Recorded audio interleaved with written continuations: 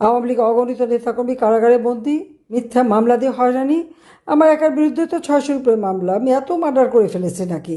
আবার জাতিসংঘ বলে দিয়েছে 1400 হত্যা করেছে, কিন্তু আজ পর্যন্ত নাম ঠিকানা দিতে পারেনি। তার মধ্যে আরও দেখা গেল 456 জন জীবিত হয়ে ফিরে আসছে।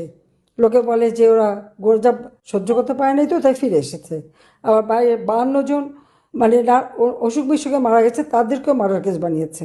ইন্ডাস্ট্রিতে আগুন দিয়েছে গাজী টায়ার, সেখানে যে মানুষ মারা গেছে প্রায় 150-র মতো, তাদের নামও শহীদের তালিকায়। যশোরে হোটেলে আগুন দিল, সেখানে প্রায় 50 জনের মতো মারা গেছে, সেখান থেকে 25 জনের নাম ঢুকিয়ে দিয়ে বলছে তারা নাকি শহীদ। কোভিড হাসপাতাল, বঙ্গবন্ধু মেডিকেল বিশ্ববিদ্যালয়, কোনো জায়গায় তো বাদ যায়নি। অর্থাৎ এই দেশের প্রত্যেক শ্রেণীর মানুষের উপরই চরম নির্যাতন চলছে। বিদ্যুৎ ঘরে ঘরে দিয়েছিলাম, আজকে বিদ্যুৎ নেই। কথা বলে কি, বিদ্যুৎ উৎপাদন করবার কয়লা বা এলএনজি অথবা ফার্নেস অয়েল যা যা দরকার সেগুলো কিনতে পারছে না, কিন্তু প্লেন কিনবে। আমরা জানি এই প্লেন কেনার মধ্যে দিয়ে খুব বড় অঙ্কের কমিশন খেতে পারবে, সেই জন্য সিদ্ধান্ত নিয়ে গেল। এখন গ্রেনেড তারেক এসে সেই বিদ্যুৎ কেনারও সিদ্ধান্ত নিয়েছে। অর্থাৎ প্লেন কেনার সিদ্ধান্ত নিয়েছে, বিদ্যুৎ দিতে পারে না, প্লেন কেনার সিদ্ধান্ত নিয়েছে। বিদ্যুৎ যেখান থেকে আমরা কিনতাম সেখানে একটা পেমেন্টও দিচ্ছে না। ধীরে ধীরে সব দরজা বন্ধ হয়ে যাচ্ছে বাংলাদেশের জন্য। দীর্ঘমেয়াদী যে সমস্ত চুক্তি আমি করেছিলাম এলএনজির জন্য, সেগুলো কার্যকর নাই। মানে দেশের মানুষের কল্যাণের দিকে তাকাবার সময় কারো নাই। না ছিল ওই বাটপার ইউনুসের, না আছে গ্রেনেড তারিখের, কারো নাই। কিন্তু এরই ফাঁক দিয়ে আবার তারা অর্থ বানাচ্ছে, লুটপাটও খেয়ে যাচ্ছে। সবচেয়ে বড় কথা হচ্ছে হামের টিকা কেন কিনলো না? আমি ক্ষমতায় যখন আসি কোনো দিনই শিশুদের টিকার অভাব হয়নি, কোনোদিন হয়নি। বরং শিশুদের সুরক্ষা, স্বাস্থ্য সুরক্ষা দেওয়ার জন্য আমি আরও নতুন নতুন টিকার ব্যবস্থা করেছিলাম, যাতে মাতৃত্বকালীনভাবে মায়েরা সুস্বাস্থ্যের অধিকারী হয়, জন্মান্ধতা যাতে না হয়, ছেলে মেয়েদের, বিশেষ করে মেয়েদের যে ক্যান্সার, জরায়ু ক্যান্সার হতো, সেই 10 বছর থেকে 18 বছর বয়স পর্যন্ত প্রত্যেকে শুরু থেকেই আমরা ভ্যাকসিন দিতাম, যাতে তাদের জীবনটা সুস্থ থাকে। ছোট্ট শিশু প্রতি হিসাব করে করে কার কতটা ডোজ দেওয়া দরকার, ঠিক সেইভাবে প্রত্যেকটা ক্ষেত্রে সেই ম্যানেঞ্জাইটিস থেকে শুরু করে সবগুলি টিকা আমরা নিয়মিত দিয়েছি। আমরা কখনো ফেল করিনি।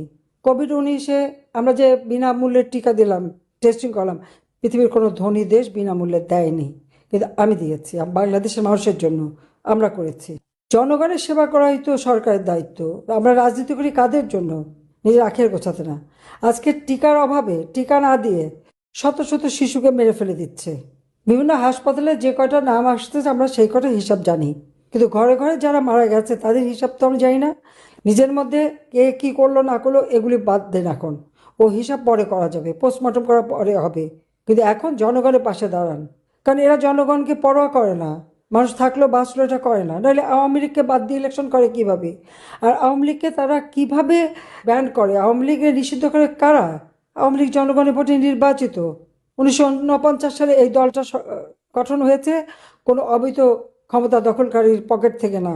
যেমন বিএনপি, জিয়াউর রহমান একটা খুনি, জাতির পিতা হত্যাকারীর সঙ্গে জড়িত ছিল, হত্যাকারীদের ইন্ডেমনিটি দিয়ে পুরস্কৃত করেছিল। এরশাদ তারই পদাঙ্ক অনুসরণ করেছে, ওই খুনি ফারুককে ক্যান্ডিডেট করেছে। আর জিয়াউর রহমান তো যুদ্ধাপরাধী এবং খুনিদেরকে দূতাবাসের চাকরি, যুদ্ধাপরাধীদের প্রধানমন্ত্রীর থেকে শুরু করে উপদেষ্টা কত কিছু তৈরি করে দিয়েছে।